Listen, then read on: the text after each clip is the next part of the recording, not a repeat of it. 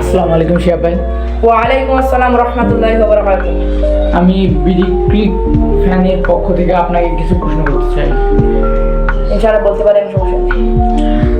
আমি গতকালের কথা বলছি যে লিটন কুমার দাস যে খুবই দুর্দান্ত একটি ঝড় ব্যাটিং চালাচ্ছিলেন। তিনি 123 বলে 90 রানের একটি বড় ইনিংস খেলেন। তিনি কি 100 রান করতে পারতেন? অবশ্যই। সেই সম্পর্কে আপনি আমাদেরকে একটু বিস্তারিত জানান। অবশ্যই তিনি 100 রানের যোগ্য ছিলেন। তিনি 9টা চারে এবং একটি ছক্কায় তিনি 90 রানের ইনিংসটা করেন। এরপর তিনি ভুল শটের কারণে ক্যাচ আউট হয়ে ব্যবধান দিকে ফিরে যায়। আপনাকে আমি আরেকটি প্রশ্ন করতে চাই যে কালকে মুশফিক এবং শান্ত যে একটি বড় ইনিংস করেন, তাতে তো বাংলাদেশের একটি বিশ্ব রেকর্ড 3 নম্বরে চলে আসে। এর আগে ছিল আমরা দেখেছি যে মুশফিকের সাথে আশরাফুল একটি দুর্দান্ত একটি বড় পার্টনারশিপ করে তারা বিশ্বে 5 নম্বরে ছিলেন ওয়ার্ল্ড রেকর্ডে। এখন মুশফিক ও শান্ত 3 নম্বরে চলে গেছেন। এটা সম্পর্কে আপনি কিছু বলুন যে তারা কেমন খেলেছে, যে কেমন তাদের পারফর্ম, তারা কি পারফর্ম পেয়েছে? মুশফিক এতদিন যে ধরে অফ ফর্মে ছিলেন, শান্ত অফ ফর্মে ছিলেন, শান্ত তারপরও ক্যাপ্টেন, মুশফিক অভিজ্ঞ প্লেয়ার, এই সম্পর্কে আপনি একটু বিস্তারিত বলুন। ইনশাআল্লাহ তারা অবশ্যই খুব ভালো খেলেছে।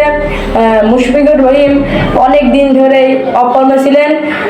নাজমুল শান্ত এবং মুশফিকুর রহিম প্রায় 255 রানের একটি বড় পার্টনারশিপ করেন, কিন্তু নাজমুল শান্ত একটি ভুল কারণে ক্যাচ দিয়ে বসেন। ফার্নান্ডোর বলে নাজমুল শান্ত ভুল শট দিয়ে ক্যাচ দিয়ে বসেন অ্যাঞ্জেলো ম্যাথিউসের কাছে এবং সে আউট হয়ে ব্যবধানের দিকে ফিরে যান। এরপর মুশফিকুর রহিম একবার কুমার দাসের সাথে খুবই বড় একটি লিটন কুমার দ্বিতীয়বারের মতো মুশফিক এবং লিটন দাস খুব বড় একটি ইনিংস খেলেন, পার্টনারশিপ ভালোই করেন, কিন্তু মুশফিকানে তারও বেশি হবে আমি অতটা বলতে পারছি না। কিন্তু মুশফিকুর রহিম একবার এলবিডব্লিউ ফাঁদে পড়ে এলবিডব্লিউর ফাঁদে পড়ে। এরপর শ্রীলঙ্কার প্লেয়াররা অনেক আবেদন করে, কিন্তু এম্পায়ার সাড়া দেয় না। এরপর মুশফিকুর রহিম ফলের কারণে এটা আউট হয়নি। এরপর মুশফিকুর রহিম আবারও এলবিডব্লিউর ফাঁদে পড়েন।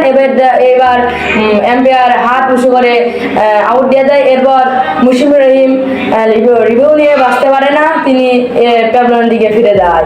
তিনি ইনিংসটা বল করতে পারেনি। আরেকটা প্রশ্ন, লাস্ট প্রশ্ন এবং শেষ প্রশ্ন, হ্যাঁ, যে আজকে প্রথম নিশানকা 256 বলে 187 রানের একটি ঝড় ব্যাটিং করেন। তার স্ট্রাইক রেট ছিল 73.05। তিনি 23টি 4 ও একটি ছক্কার মাধ্যমে তিনি 187 রান করেন। তার সম্পর্কে আপনি কিছু বলুন। তিনি অনেকেই ভালো খেলেছেন। ইনশাআল্লাহ তিনি 200 রানের করার যোগ্য ছিলেন, কিন্তু তিনি ভাগ্যদোষে তিনি আউট হয়ে যান। এরপর তিনি ব্যবধানের দিকে ফিরে যায়। তিনি অনেক ভালো প্লেয়ার ছিলেন এবং তিনি খেলার ধরনটা খুব ভালো ছিল। তেনার ব্যাটিং স্টাইল ছিল প্রায় 73.05। থ্যাংক ইউ শিহাব ভাই। আজকে আমরা এখান থেকে বিদায় নিয়েছি। আল্লাহ হাফেজ। আসসালামু